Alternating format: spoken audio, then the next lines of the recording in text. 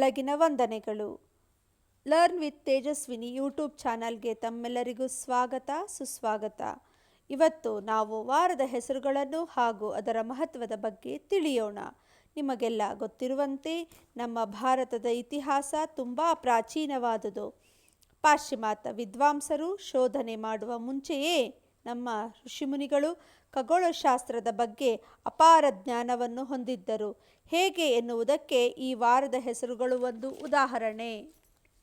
ಸೋಮವಾರ ಮಂಡೇ ಅಂದರೆ ಮೂನ್, ಚಂದ್ರನನ್ನು ಪ್ರತಿನಿಧಿಸುತ್ತದೆ. ಮೂನ್ ನೆಮ್ಮದಿ ಹಾಗೂ ಶಾಂತತೆಯನ್ನು ಪ್ರತಿನಿಧಿಸುತ್ತದೆ. ಅಂದರೆ ನಾವು ಯಾವುದೇ ಕೆಲಸವನ್ನು ಮಾಡಬೇಕಾದರೆ ನಮ್ಮ ಮನಸ್ಸು ಶಾಂತವಾಗಿದ್ದರೆ ನಮ್ಮ ಕೆಲಸದಲ್ಲಿ ಪ್ರಗತಿ ಸಾಧಿಸಬಹುದು. ಏಕಾಗ್ರತೆಯಿಂದ ನಾವು ಮಾಡುವ ಕೆಲಸ ಸಫಲವಾಗುತ್ತದೆ ಎನ್ನುವುದನ್ನು ಇದು ತಿಳಿಸುತ್ತದೆ. ಮಂಗಳವಾರ ಟ್ಯೂಸ್ಡೇ, ಮಂಗಳ ಒಂದು ಶುಭ ಸೂಚಕವಾಗಿದ್ದು ನಮ್ಮ ಕೆಲಸದಲ್ಲಿ ಯಶಸ್ಸನ್ನು ಸೂಚಿಸುತ್ತದೆ. ಇದು ಇಂಗ್ಲಿಷ್ನ ಮಾರ್ಸ್ ಪ್ಲಾನೆಟ್ ಎಂದು ಸಹ ಕರೆಯಲಾಗುತ್ತದೆ.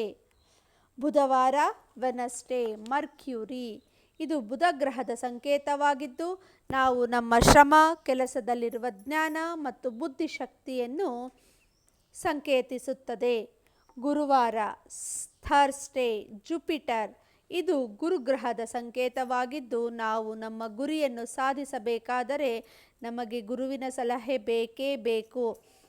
ಇದು ಬುದ್ಧಿವಂತಿಕೆ ಮತ್ತು ಮಾರ್ಗದರ್ಶನದ ಸಂಕೇತವಾಗಿದೆ. ಶುಕ್ರವಾರ ಫ್ರೈಡೇ, ವೀನಸ್, ಇದು ಶುಕ್ರ ಗ್ರಹದ ಸಂಕೇತವಾಗಿದ್ದು ಸೃಜನಶೀಲತೆಯನ್ನು ತೋರುತ್ತದೆ. ಪ್ರೀತಿ, ಪ್ರೇಮ, ಸೌಂದರ್ಯದ ಪ್ರತೀಕವಾಗಿದೆ. ಶನಿವಾರ ಸ್ಯಾಟರ್ಡೇ, ಸ್ಯಾಟರ್ನ್, ಇದು ಶನಿಗ್ರಹದ ಸಂಕೇತವಾಗಿದ್ದು ನಮ್ಮ ಕರ್ಮ ಫಲವನ್ನು ಪ್ರತಿನಿಧಿಸುತ್ತದೆ. ನಮ್ಮ ಗುರಿ ಮತ್ತು ಕಠಿಣ ಶ್ರಮವನ್ನು ಪ್ರತಿನಿಧಿಸುತ್ತದೆ. ಭಾನುವಾರ ಸಂಡೇ, ಸನ್, ಇದು ಸೂರ್ಯನನ್ನು ಪ್ರತಿನಿಧಿಸುತ್ತದೆ.